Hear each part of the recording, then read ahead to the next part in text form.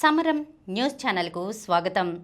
ఈనాటి ముఖ్యాంశాలు: వేగంగా టాప్ 3లోకి పరుగులు పెడుతున్న దేశ ఆర్థిక వ్యవస్థ, ప్రత్యర్థితో చెస్ యుద్ధం చేశాం, తల్లిదండ్రులను క్షోభకు గురిచేస్తే రిటర్న్ గిఫ్ట్ తప్పదు, కాబోయే జంటలకు ఆర్థిక కుటుంబ వ్యవహారాలపై అవగాహన, ప్రభుత్వ వన్ స్టాప్ సెంటర్లలో ఉచిత కౌన్సిలింగ్కు ఏర్పాట్లు, ఆడుదాం ఆంధ్రాలో భారీగా అక్రమాలు, జుట్టు రాలడానికి ప్రధాన కారణాలు. ఈరోజు వార్తలను చూద్దాం. వేగంగా టాప్ 3లోకి పరుగులు పెడుతున్న దేశ ఆర్థిక వ్యవస్థ, ప్రపంచంలోనే 3వ అతిపెద్ద ఆర్థిక వ్యవస్థగా నిలవాలనే లక్ష్యం వైపు భారత్ వేగంగా ప్రయాణిస్తోందని ప్రధాని మోదీ పేర్కొన్నారు. అన్ని కీలక రంగాల్లో వృద్ధి సాధిస్తూ ఆత్మనిర్భర భారత్ స్ఫూర్తిని సుదృఢం చేసుకుంటున్నామని అన్నారు. భారత్ది మృత ఆర్థిక వ్యవస్థ అని అమెరికా అధ్యక్షుడు ట్రంప్ ఇటీవల వ్యాఖ్యానించిన నేపథ్యంలో ఆయన ఈ ప్రకటన చేయడం ప్రాధాన్యం సంతరించుకుంది.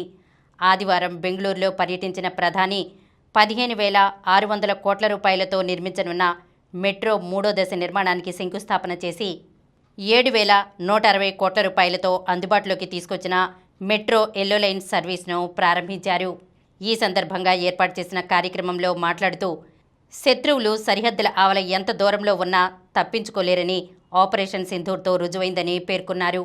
ఉగ్రవాదులకు మద్దతిచ్చే పాకిస్తాన్ను గంటల్లోనే మోకాళ్లపై కూర్చోబెట్టిన భారత్ ప్రపంచానికి తన కొత్త శక్తిని పరిచయం చేసిందని ప్రధాని వ్యాఖ్యానించారు. ప్రత్యర్థితో చెస్ యుద్ధం చేశాం. ఆపరేషన్ సింధూర్ అసాధారణమని, త్రివిధ దళాల సమన్వయానికి అది పరీక్షగా నిలిచిందని భారత బలగాల అధిపతులు తెలిపారు. ప్రత్యర్థితో చెస్ యుద్ధం చేశామని, వ్యూహం అంతుచిక్కేది కాదని, 4 రోజుల్లోనే టెస్ట్ మ్యాచ్ను ముగించామని, పాకిస్తాన్కు చెందిన పెద్ద విమానాన్ని సుదూరం నుంచే కూల్చేశామని చెప్పారు. సైన్యంలో సంస్కరణలు కొనసాగాల్సిన అవసరం ఉందని chief of defence staff general Anil Chauhan పేర్కొనగా, ఆపరేషన్ సింధూర్ సరికొత్త ప్రయాణమని, ఇది ఆరంభమేనని సైన్యాధిపతి జనరల్ ఉపేంద్ర ద్వివేది తెలిపారు. ఆపరేషన్ సింధూర్లో గగనతల ఆధిపత్యాన్ని చాటామని వైమానిక దళాధిపతి ఏపీ సింగ్ వివరించారు. సికింద్రాబాద్లో డిఫెన్స్ మేనేజ్మెంట్ కళాశాలలో జరిగిన కార్యక్రమంలో జనరల్ చౌహాన్, ఐఐటి మద్రాసులో జరిగిన సదస్సులో జనరల్ ద్వివేది, బెంగళూరులో air chief marshal AP Singh ఇటీవల మాట్లాడారు. ఈ వివరాలను ఆయా సంస్థలు ఆదివారం వెల్లడించాయి. తల్లిదండ్రులను క్షోభకు గురిచేస్తే రిటర్న్ గిఫ్ట్ తప్పదు. వారసులు, కుటుంబ సభ్యుల నిరాదరణ కారణంగా క్షోభకు గురవుతున్న వృద్ధులకు తల్లిదండ్రులు, వయోవృద్ధుల పోషణ సంక్షేమ చట్టం 2007 రక్షణ కవచంలా నిలుస్తోంది. కాస్త శక్తిని కూడదీసుకుని ట్రైబ్యునల్లో ఫిర్యాదు చేయగలిగితే తక్కువ సమయంలోనే ఊరట లభిస్తుంది. వారసులకు రాసిచ్చిన ఆస్తి, గిఫ్ట్ డీడ్లను రద్దు చేసుకోవచ్చు. పోషణ నిమిత్తం సానుకూల ఉత్తర్వులు పొందే అవకాశం కూడా ఉంటుంది. కిందటి ఆర్థిక సంవత్సరంలో 2,500, ఈ ఆర్థిక సంవత్సరంలో ఇప్పటి వరకు 800 గిఫ్ట్ డీడ్లు రాష్ట్ర వ్యాప్తంగా రద్దయ్యాయి. వీటిలో తల్లిదండ్రుల ఆవేదన కారణంగా రద్దయినవే ఎక్కువగా ఉండడం గమనార్హం. కాబోయే జంటలకు ఆర్థిక కుటుంబ వ్యవహారాలపై అవగాహన, ప్రభుత్వ వన్ స్టాప్ సెంటర్లలో ఉచిత కౌన్సిలింగ్కు ఏర్పాట్లు. ప్రస్తుతం చాలామంది దంపతులు చిన్న చిన్న విషయాలకే పంతాలు, పట్టింపులకు పోయి పోలీస్ స్టేషన్లు, కోర్టులు మెట్లు ఎక్కడం చూస్తున్నాం. ఇలాంటి కేసుల్లో ముఖ్యంగా అవగాహన కొరవడి గొడవలు ముదిరి వివాహబంధం తెంచుకునే వరకు వస్తున్నారు. సమస్య చిన్నదే అయినా చక్కదిద్దుకునే నేర్పరితనం ఈ తరం వారిలో లేక కుటుంబాల్లో విభేదాలు సృష్టించుకుంటున్నారు. ఇలాంటి సమస్యలను గుర్తించిన స్త్రీ శిశు సంక్షేమ శాఖ అధికారులు భవిష్యత్తులో ఇబ్బందులు తలెత్తినప్పుడు ఎలా పరిష్కరించుకోవాలనే విషయాలను కాబోయే జంటలకు పెళ్లికి ముందే విడమర్చి చెబితే వారి కాపురం సజావుగా సాగేందుకు ఆస్కారం ఉంటుందని భావిస్తున్నారు. ఈ నేపథ్యంలో ఐసీడీఎస్ ఆధ్వర్యంలో ఇప్పటికే నడుస్తున్న వన్ స్టాప్ కేంద్రాల్లో కాబోయే జంటలకు కౌన్సిలింగ్ ఇచ్చేందుకు ప్రభుత్వం ఇటీవల ఏర్పాట్లు చేసింది. పెళ్లి సంబంధం కుదిరిన తర్వాత ముందుకొచ్చే వారికి ఈ కేంద్రాల్లో ఉచితంగా కౌన్సిలింగ్ ఇస్తారు. వధూవరులు లేదా వారి కుటుంబ సభ్యులు నేరుగా వచ్చి ఈ సేవలను సద్వినియోగం చేసుకోవచ్చు. పూర్తిగా మహిళా అధికారుల ఆధ్వర్యంలో ఈ కేంద్రాలు పనిచేస్తాయి. ఆడుదాం ఆంధ్రాలో భారీగా అక్రమాలు. వైకాపా ప్రభుత్వ హయాంలో నిర్వహించిన ఆడుదాం ఆంధ్ర కార్యక్రమంపై కీలక పరిణామం చోటు చేసుకుంది. నిధులు దుర్వినియోగం అయ్యాయన్న ఫిర్యాదులపై దర్యాప్తు చేసిన విజిలెన్స్ ఎన్ఫోర్స్మెంట్ విభాగం ప్రాథమిక నివేదికను సిద్ధం చేసింది. డీజీపీ పరిశీలన తర్వాత ప్రభుత్వానికి సమగ్ర నివేదిక అందజేయనుంది. క్రీడా పరికరాల కొనుగోళ్ల నుంచి క్రీడాకారులకు పంపిణీ, పోటీల నిర్వహణ నుంచి విజేతలకు నగదు బహుమతుల కేటాయింపు వరకు అన్ని కోణాల్లోనూ విజిలెన్స్ అధికారులు విచారణ చేశారు. పలు జిల్లాల్లో నిధులు దుర్వినియోగమైనట్లు గుర్తించారు. విజిలెన్స్ నివేదికలో దుర్వినియోగమైన సొమ్ము ఎన్ని కోట్లో బయటపడనుంది. ఆడుదాం ఆంధ్ర కార్యక్రమంలో అప్పటి క్రీడల శాఖ మంత్రి రోజా, శాప్ చైర్మన్ బెరెడ్డి సిద్ధార్థరెడ్డి అవకతవకలకు పాల్పడినట్లు కూటమి ఎమ్మెల్యేలు ఆరోపించారు. శాప్ ప్రస్తుత చైర్మన్ రవినాయుడు కూడా ఫిర్యాదు చేశారు. దీంతో ప్రభుత్వం విజిలెన్స్ విచారణకు ఆదేశించింది. విజయవాడలోని శాప్ ప్రధాన కార్యాలయంతో పాటు జిల్లా క్రీడా ప్రాధికార సంస్థ కార్యాలయాల్లోనూ విజిలెన్స్ అధికారులు తనిఖీలు చేసి పలు కీలక దస్త్రాలు స్వాధీనం చేసుకున్నారు. ఈ నేపథ్యంలో విజిలెన్స్ విభాగం ప్రభుత్వానికి అందజేసే నివేదిక అత్యంత ప్రాధాన్యం సంతరించుకోనుంది. జుట్టు రాలడానికి ప్రధాన కారణాలు. జుట్టు రాలడానికి అనారోగ్యంతో పాటు అనేక కారణాలు ఉంటాయి. తినే తిండిలో లోపాలు ఉన్నా, అంటే విటమిన్లు, ప్రోటీన్లు, ఐరన్, జింక్, సెలీనియం, కాపర్ లాంటి లోహాలు ఒంట్లో తగ్గినా జుట్టు రాలొచ్చు. అలాగే వయసు పైబడుతుంటే కుర్లు రాలిపోవడంతో పాటు పలుచనవుతాయి. హార్మోన్ల ప్రభావం, ముఖ్యంగా ఆండ్రోజెనిక్ హార్మోన్లు అధికమైన ఈస్ట్రోజెన్, ప్రొజెస్ట్రాన్ వంటివి సరిగా లేకపోయినా కూడా ఈ ఇబ్బంది తలెత్తుతుంది.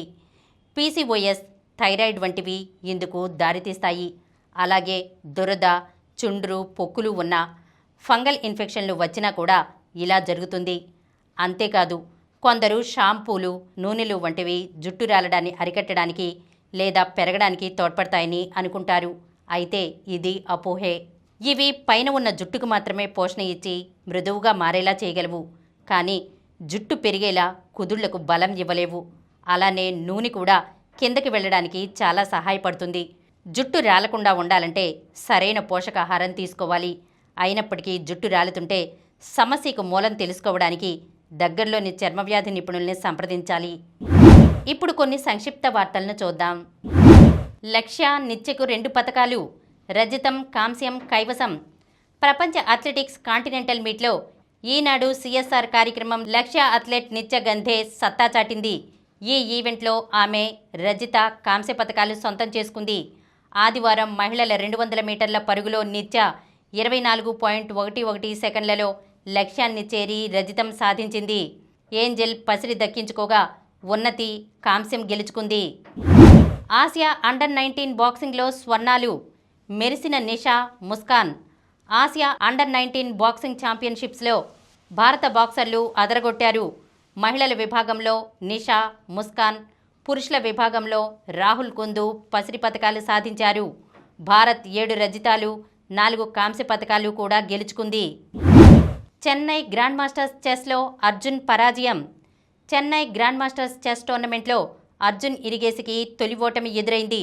ఆదివారం 4వ రౌండ్లో నిహాల్ సరీన్ చేతిలో అతడు పరాజయం పాలయ్యాడు. తొలి టీ20లో దక్షిణాఫ్రికాపై ఆసీస్ విజయం. టీమ్ డేవిడ్ చెలరేగడంతో ఆదివారం దక్షిణాఫ్రికాతో తొలి టీ20లో ఆస్ట్రేలియా 17 పరుగుల తేడాతో గెలిచింది. మొదట ఆసీస్ 20 ఓవర్లలో 178 పరుగులకు ఆలౌట్ అయింది. డేవిడ్తో పాటు గ్రీన్ రాణించాడు. ఛేదనలో దక్షిణాఫ్రికా 9 వికెట్లకు 161 పరుగులే చేయగలిగింది. ఆసియా సర్ఫింగ్లో రమేష్కు కాంస్యం. ఆసియా సర్ఫింగ్ ఛాంపియన్షిప్స్లో పతకం గెలిచిన తొలి భారతీయుడిగా రమేష్ బుధియాల్ ఘనత సాధించాడు. ఓపెన్ పురుషుల విభాగంలో అతడు ఆదివారం కాంస్య పతకం నెగ్గాడు. రమేష్ 12.60 పాయింట్లతో 3వ స్థానంలో నిలిచాడు. అండర్-20 మహిళల ఆసియా కప్ ఫుట్బాల్కు భారత్ అర్హత. భారత్ 2 దశాబ్దాల కాలంలో తొలిసారి ఏఎఫ్సి అండర్-20 మహిళల ఆసియా కప్ ఫుట్బాల్కు అర్హత సాధించింది. గ్రూప్ డిలో తన ఆఖరి క్వాలిఫైయింగ్ మ్యాచ్లో ఆ జట్టు ఆదివారం 1-0తో మయన్మార్ను ఓడించింది. భారత్ తరపున నమోదైన ఏకైక గోల్ను పూజా చేసింది. మొత్తం 7 పాయింట్లతో ఆ జట్టు గ్రూపులో అగ్రస్థానంలో నిలిచింది. మరిన్ని వార్తా విశేషాలతో రేపటి సమరం న్యూస్ ఛానల్లో మళ్ళీ కలుద్దాం.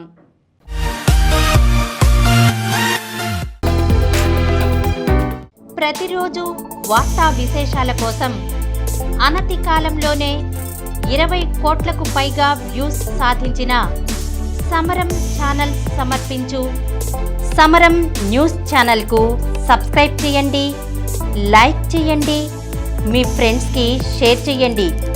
అలాగే ప్రక్కనున్న గంట సింబల్ని ప్రెస్ చేయడం మర్చిపోకండి.